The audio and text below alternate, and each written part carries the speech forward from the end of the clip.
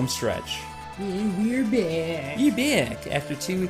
I was thinking about our recording habits during the last, as editing the last videos this morning, and how if you were to follow us religiously, what it must be like to listen to some videos and try to detect, okay, when did they get together to start recording? Yeah.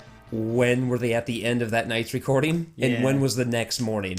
And to just listen to the cycle of our voices. It goes When we go nice and chipper to fucking lunacy. Weirdos. Yeah. Well, we're always pretty weird. We're always pretty weird. To the following morning where I got this nice, like, kind of scratchy ASMR voice going on. I'm like, hey, everybody, it's the next morning. We got the Liquid Brown Town. So recap. We're getting the gang back together right now. Wow, that was a huge jump. Yeah, at the end of the last episode, we got Strago back. Now we're doing a little side quest. This is Saban's master, Duncan.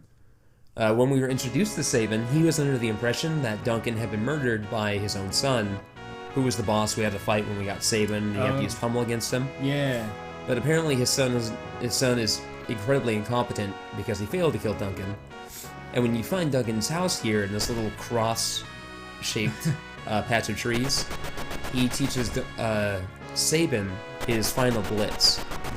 But apparently they just kick the shit out of each other on the roof. This must look real fucking impressive for those other folks watching. I was gonna say, like, if you're in Look at universe, Tara. She's like, oh my fucking god. Yeah, they're all in their shocked sprites that you don't get to see very often. Like, in universe, this is like Goku and Piccolo going at it up in the sky. When you got to think about how big that house must be in scale to them. Well, what the fuck? They just had a Z battle up in the air. I call this the Bum Rush. In the GBA version, they changed the name of it. Maybe that's... For some reason, they're like, no, not Bum Rush. It now... Wait, look, I think they're gonna strike a pose. Are you gonna do it? Yeah! They're fucking let's go kick some ass pose. I love Celeste. I mentioned it before, the depth of her pose with her cape and leg and everything. Plus, Celeste is... She's cool. Yes, pretty cool. Pretty cool. Well, every woman that Yoshihiko Amano draws is incredibly beautiful. Of course, so are his men. Yeah. He just draws beautiful things. I imagine he looks at the world and is like, no, this world is ugly and not full of fairies. In his mind, he can fuck everything. Yeah. He wants a world where everything is fuckable. Even the balloons. Yep, even the balloons. Sexy, sexy goblins. I think this episode might be mostly side quests. We got Duncan's final blitz. Right now, we're going to get the Odin/Raiden Esper. Can't believe they're driving a castle. Can't believe they're driving the castle. This one is interesting because if you never go back to Figaro Castle, which you never actually need to do in the course of the story from this point on, you'll completely miss this. But what happens is you go to Figaro Castle and you take it back to the continent it started on, and it will stop halfway, and this guy's like, there's something weird here. And then you can leave the castle. I don't know why I neglected to cut it out quite properly. But you can leave the castle by going into the dungeon where the thieves used to be held, and going through the hole they escaped through, and you get into this secret area here, which takes you to a castle in which you're able to find another one of the 8 legendary dragons. This one somehow got trapped underground. The Odin Esper, and it's a complete secret, but the Raiden Esper. Wow. Which is actually, well, you'll see in a moment. Also, I like this place because it has this nice dark cast to it. When we've talked about every once in a while there's a set that looks like they spent a little bit more time on for one reason or another, but this looks like that too. Is this happening right now, or is this back in time? I was about to address that because it's a bit awkward that it is a flashback to something that happened 1,000 years ago, but the castle is already, well, it's still in ruins. I guess they just didn't have the tech to change up the geometry, so that's like, oh, this is what it used to look like, this is what it looks like now. Because these are castle ruins underground, it makes sense, but it would have been nice if, when he gives us the flashback, if it would have looked different. Not still destroyed. Hey, cheers. Oh yeah, cheers. Woo! This episode of the Year of Final Fantasy is brought to you by Bacardi Ocard. Bacardi Ocard, aged in oak casks, just like most rum. It's a like, liquid. It tastes good actually. I very much enjoy Oak Heart, but aging. Oh wow, that's not bad. Yeah, we remember back in 2011 when this came out. I got a bottle of this. Yeah. For Thanksgiving, and we went through half that bottle in the course of the night. That's really easy to drink. Yeah. I was like, am I just gonna shoot this or what? But yeah. I'm like, wow, because I don't drink rum that often. And so in most alcohols that I don't drink that often, I just get through. Well, and I remember what it was like when I was younger, and I tried like bad vodka or bad gin. Well, I drink gin more often than most alcohols, but you know, like bad this, bad that, and so you go, oh fuck, it's gonna be gross, and then like, no, this is decent. Yeah. Wait a minute. So Odin's kicking a lot of ass, but then this ghost is like, you can't cut me in half, motherfucker. I'm a ghost. Odin's like, what? Oh shit. Yeah. Ghost, don't do it. Don't turn me in the magicite. Don't do it. Oh, don't say don't do it. Yeah, no, dare him to do it, and then be like, wait a minute, he wants me to do it. You know what? I'm not going to turn you into magicite. No, anything but not that. Wait, I'm confused by the... I'm confused now. Now you're pudding. Oh, no, that's actually worse. I'm delicious. Yeah. What kind of pudding would Odin be? Oh, God. A British pudding, for one, so it's actually more of a... Like a bread pudding. A sponge instead of a mousse. Mousse pudding. Yeah. Well, that's the thing, when I was in Afghanistan... she's like under it. Yeah, that one doesn't quite work. It makes it look really small because it has to be above her. I don't know. So I get Odin. I was in Afghanistan talking with some fat British soldier. He was the only fat soldier they had, by the way. All the other Brits gave him shit about it when he wasn't around. Because they're Brits and they don't care about anything. And we were talking about the differences between our MREs and their MREs. And theirs have puddings in them, but they're British puddings. And so they're like sponges with some, you know, like cream on top. And it's like, oh, but your puddings are more like mousses, aren't they? I'm like, I guess they are just mousse. It's like not without the air. Without the air, yeah. So it's more. It's a poorly made mousse. It's a chocolate or vanilla sludge. Basically, yes. Brought to you by Bill Cosby. I'm a rape you. I'm a rape you. Oh, Jesus. Oh, Bill's gonna rape you. Here comes the rape machine. It's coming in for the landing. You're gonna put the pills in the pudding, and you're gonna eat the pudding underneath the pills. Oh, the rape you. Oh, Jesus, that reminds me. I didn't realize it, but House of Cosby's is by Dan Harmon and his buddy who make, Harmon Quest, Rick and Morty. And Rick and Morty, yeah. What I didn't realize is that Dan Harmon he really likes to just do stuff that will get copyright claimed, to the point where the thing that inspired Rick and Morty, which was Doc and Marty, originally he was just gonna call that, what was it? I think it was The New Adventures of Doc Brown and Marty McFly, brought to you by Universal Studios Limited.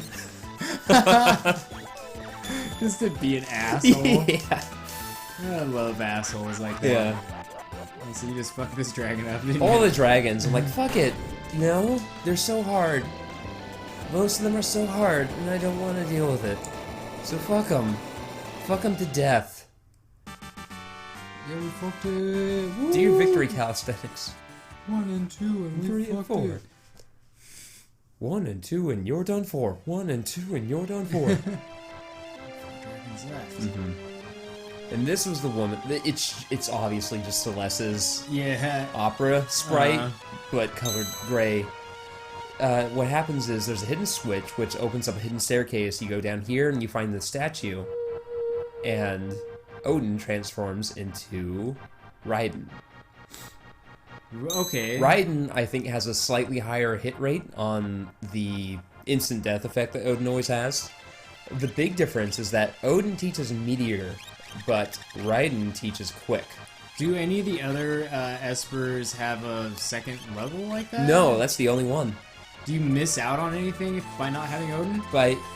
Odin teaches Meteor. The only other Esper that teaches Meteor is the one that you get for killing all of the legendary dragons. Okay. There may also be a rare piece of equipment that does it, but for the most part, if you want Meteor, you need either Odin or that other piece of magicite.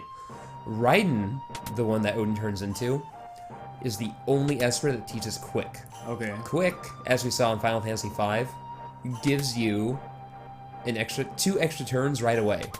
In this game, you can really abuse that because at the top of the tower where we found Strago, you get an item called the Jewel Box, which allows you to cast 2 spells in a turn. So, by casting Quick, you're able to then cast 4 spells completely uninterrupted. And because you have the Jewel Box, you can cast a spell before you cast Quick. So you can effectively cast anything you want, then Quick, and then 4 spells of your choosing. Damn. Except for Quick, because Quick won't... You can't cast Quick while under the effect of Quick. It will miss. So... basically, the Cyan, wake your old ass up. Wake up, you son of a bitch. He's dead. Yeah. Should we just leave him? Yeah, he's dead. Not dead, you young fucks. Yeah. Who are these? Some stupid assholes. I'm Huey. I'm Dewey. No, you're thinking of the wrong trio of stupid assholes. Oh. The Dream Stooges. We're the Dream Stooges. This man's soul is ours. Yeah, they're a bit hardcore. Hardcore parkour, am I right? Did we die in well? Yeah, in hell. Tara's like not about it. She's like, I'm gonna jump inside of his fucking subconscious too. It's one of those things that I bet you're like, I just have to know it will work. Otherwise I'm gonna look like a real asshole. Like if you don't commit, you just bonk Cyan in his head. Like how you need to... The gods need people to believe in them for them to have any power. Yeah. So it's like, I just gotta believe it will work. Or like when you're fighting Freddy Krueger, and you gotta be like, I don't believe in you, Fred. I was thinking about how cool it would be if like in a show or game or something, like there was a portal that characters could like go through, but in order to do it, you have to like basically run at full speed and have pure faith. And if you run into a wall, but if you're not running at what you believe to be your absolute strongest run, you will just hit the wall. And so if you're running still like, you know, at 90% speed, but you have just a little bit of doubt, you'll just knock yourself out. But if you like just go for it, you just slam through the wall and go, cool. So cool. Oh, editing software, why you gotta play me like this? You're just having a deep thought about what these two ladies are gonna do. I wanted to give the viewer at home a moment to just think about this weird fucking psychedelic background. And oh man, my head feels full. Like a stuff full of cotton, and that cotton's trying to break out. Fuck, this is a trip, and what the hell is that thing? You mean that nearly naked woman riding on that? She's actually an example of North American censorship. Yeah. In the Japanese, you look at her model, you can kind of tell. Well, she's dead now. Fuck, just cut her into 3 pieces. Plus, we have a lightsaber because that weapon's getting severe once you get up to like 5,000 HP. By the way, I did a lot of leveling. When you look at her model, you can kind of see a strip of purple around her hip. She's wearing like a thong, is the implication. In the Japanese version, she doesn't have that. She has the top, and then it's just flesh. She's naked underneath the top. It's such a But they did that a lot. Yeah, I think they did that with... I think it was the last episode, actually. When we got Realm, we had to fight that sexy painting. Yeah. I believe that one was a similar instance where it wasn't covered up in certain spots, and then they brought it stateside. Like, let's just put some more cloud on there just to make it less risque. Because the American audience will flip their shit. Because the mid-90s was a time when Ellen DeGeneres could lose her hit TV show because she was gay. Way to go, America. Way to go, America. Way to give them the pressure of 1 million moms, which, guess what, is like 1,000 angry women. This fucking background, man. Yeah. It's, I've been listening to some, like, 60s and 70s, like, psych rock bands, and every once in a while they have a jug player who just has like that, you know, a jug that you would imagine like a hillbilly, you know, like with the X's on it. But they go like, and it sounds really cool, but it is like, it scares Riggs for one. Like I have my second most expensive record I bought is a band like that, and there's just a jug player. There's like And it's really fucking trippy. It's like you're really enjoying it, and you look at Riggs just staring intently at it. Yeah. And you just picture like the camera slowly pushing into his face, and then cutting to the record player, pushing into it, and his face and the record player. Yeah, but no shit, exactly. And you should see the record too. It looks like the background of this, fight, and there's like a pyramid with an eye on it, and it's like, oh my god. Yeah. So that one up front appears to be looking into a compact, but now he's dead. One's like flipping us off. And now Terra is in her super hot Esper form.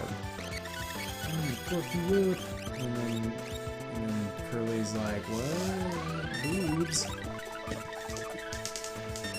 Oh wait, he can fucking resurrect his buddies? They did this a lot in 5, and there it was very frustrating.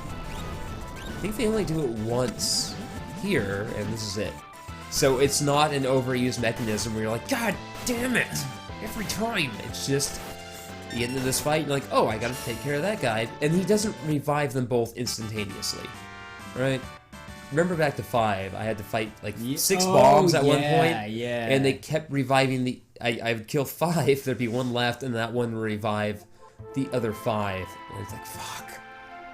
None of that here. I wish there were more instances where you're fighting maybe rivals who are, they look like your player characters, but, different models, obviously, and they use items. And, like, imagine if they had a menu, too, and you saw them, like, selecting their moves, and you're like, oh, fuck, they're gonna summon, and you're like, oh, shit. That'd be a nice little gimmick fight. Bayonetta nearly had something like that, where, if you remember back, all the way back to Bayonetta, that was a while ago, there were the Lady Angels we had to fight, which had a very similar moveset to Bayonetta. Originally, those were going to have exactly your moveset. But they tried that for a bit, and they realized, oh, when the AI has access to everything Bayonetta does, it becomes impossible. Yeah. They just destroy you, so let's back it up. What's the rival, Jean? Or wait, what's her Jean, name? Yeah. She was tough exactly. enough. Like, The actual rival that they tend to give you in those games is always very tough. He's like, they have what I have. I gotta be on my toes. But they back it up. They don't give them exactly what you have. I still just really love how sexy the whole game of Bayonetta is. Just everything, like we talked about, like everything she does, like like the enemies too, like the joy enemies. I think you're talking about the like, joy. Like when Bayo does her torture kills on them, she ties in a sex horse. Yeah. It's just like, why is this game so sexy? It's and on Nintendo. And they take it, and it's because they take it so far that I'm fine with it. Yeah. It's not like a normal, so many other games where there's nothing overtly sexy about it, but for some reason it's like, oh, here's some boobs in your face. Their armors are so much cooler looking. Yeah, everything Bayonetta does is infused with her sexuality and her flirtatiousness? Her flirtatious nature. Her flirties. Yeah, her flirts. Her flirty birdies. I can't wait to play Bayo 2. Yeah, once we get done with fucking Nathan, I'm a mass murderer Drake in his stupid adventure to get some pirate gold for his shitbird brother. God damn it. Yeah. God damn it. There have been times since Tuesday when we last played it, there have been times this week where I'm just my thoughts just drift back to fucking Uncharted 4. I'm like, God damn it. I just think about, like, how much of a bummer it is playing that game, and it's all fun sometimes, and it's a lot of the times it's really not fun. Like, I would say there's a lot more not fun. There's more not fun than there is fun. You don't feel cool solving the puzzles because the puzzles basically solve themselves. We had that experience right at the beginning where I was watching the first episode that went up, and he's in that little prison cell kind of thing, the very old one. I'm like, okay, there are these symbols that are associated with numbers, and then like, oh wait, there's one brick which stands out from the rest of the wall. Okay, yep, that's it. Or even when I was rotating those light beams, and you're like, oh, I'm like, well, these ones match up, and you're like, yeah, but that's how they get you, and it was like, nope. No, I mean, we don't, maybe we could be surprised, but how many chapters are in that game, you think? I think we're like halfway. I don't think it's, I don't think the game is, hiding anything from. I don't think it's gonna ramp up. I vaguely remember Uncharted 2, but I don't recall it ever ramping anything up other than how frustrating enemies were to kill. It's like, oh, this guy now takes 18 rounds with a AK to the head and can kill you with one shot. Oh, almost literally that, yeah. And now this thing's a zombie. No, this thing's just a zombie. Do they do any more, like, paranormal shit in the series? Oh, in Uncharted 2, you go to Shambhala, which is an ancient mystical city unto itself. There weren't zombies, but there were, like, superhumans who were basically just big, burly black men who took a bunch of shots to the head to die. That was it. That was it. Fuck that game. Fuck Uncharted. Like, why are these things so strong? And then someone's like, they were bred that way. Ooh. And you're like, whoa, back Uncharted. that up a bit. Whoa, I mean, they might as well. Yeah. I wouldn't freaking put it past that game. This game with its... God, Nathan's not even a white savior. He's just a white douchebag. It's like, oh, I want some pirate gold. I'm gonna go kill a bunch of people. Oh, I'm Nathan Drake. Oh. I just really wish that game did something to show that he's aged. Mm-hmm. I don't buy it anymore. I just wish he was complaining about his knees the whole time. And about how he has, like, a proctologist appointment that he's got to get back to because his wife's been writing his ass about it. Haha, get it? I wish that there was a... red my ass. Lots of pagan in my home. I wish that there was a direct conflict between him wanting to help his brother and the thrill that he's getting helping his brother and how it's affecting his relationship. Oh, but I have a feeling that that's not going to happen. Yeah, the feeling it's going to be completely glossed over. Like, I have a feeling we're not going to see his wife ever again. Yeah. And it's not even going to be an issue unless it's like she's held, like, for hostage or something towards the end. I'm worried that will be her only, air quotes, agency within the rest of the story. We got your lady now, Drake. Yeah, I'm really hoping his brother is lying. So, this is Rex Soul. Apparently he's the lord of this nightmare world that Cyan is trapped in. His pain has reached critical mass. Nothing can stop his feelings of rage and despair. I wish it... Well, I guess it is red. And I hunger for... mostly blue. You! So I think, like, CMY and then RGB, so R would be the opposite of C. Oh, yeah. So that, I guess it's... Well, now he's not red at all. Now he's a fucking purple, yellow beast. Yeah. What? Yeah, they just had to use one of the Emperor's Chancellors in the overworld, Zinger. So here's how this fight is supposed to work. He possesses one of your characters. You're supposed to kill them one by one until you reveal him. Once he's been revealed, you can then deal damage to him, he'll possess someone, and then they'll go away. If, however, you can kill both of his underlings at the same time, the fight's just over, because guess what? There's not an active enemy. Done. Not quite. Not quite, but that's why I'm casting X Zone, because for whatever reason, they're actually weak to this. What is the X Zone? It just removes all enemies from the fight. Oh, okay. But it has a chance to miss, but in this case I got him. So hey, won that fight with no effort. But this is my dream. I'm the Freddy Krueger of this land. And then Jennifer Lopez is like, I control this dream. Was she in a Friday the 13th? No, but she was in the movie where they tried to go into the brain of a serial killer to find like his last victim. What was that? But then he was taking... everyone forgets because it was a piece of shit. Because everyone forgets that Jennifer Lopez had an acting career? Yeah, they forget. And then I think she must bring him back into her mind because in the trailer she's obviously in a position of power and she's like, this is my world. It's like, well, you gave away that plot. Yeah. What was she in? How many things is she? She was in that. She was in Geely. She was very briefly in Jersey Girl. There was that one movie where she played a pop star who got murdered by a fan at the end. Huh. She played, like, basically... Was that Glitter? No. I want to say it was, like, Selena or something like that. It was like a... What would you call that? A biopic? I think so, yeah. It's a movie where she portrayed this pop singer, much like her. And I don't really remember all the details about it, other than at the end, this crazy fan kills her. Yeah. Let me just check real quick. Jennifer, before this episode ends, I gotta be quick. Jennifer Lopez movies. It's the third result.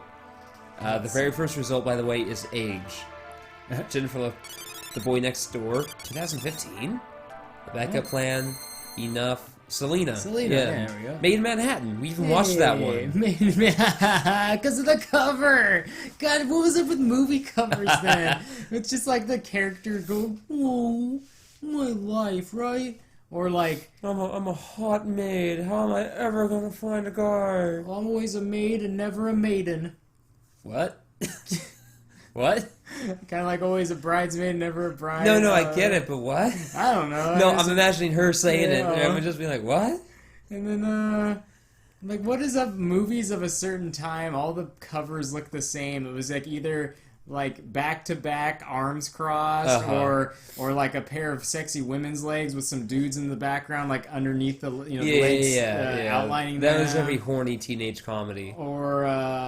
Or somebody, sitting there with like their fist on their chin, like, oh, my life, me.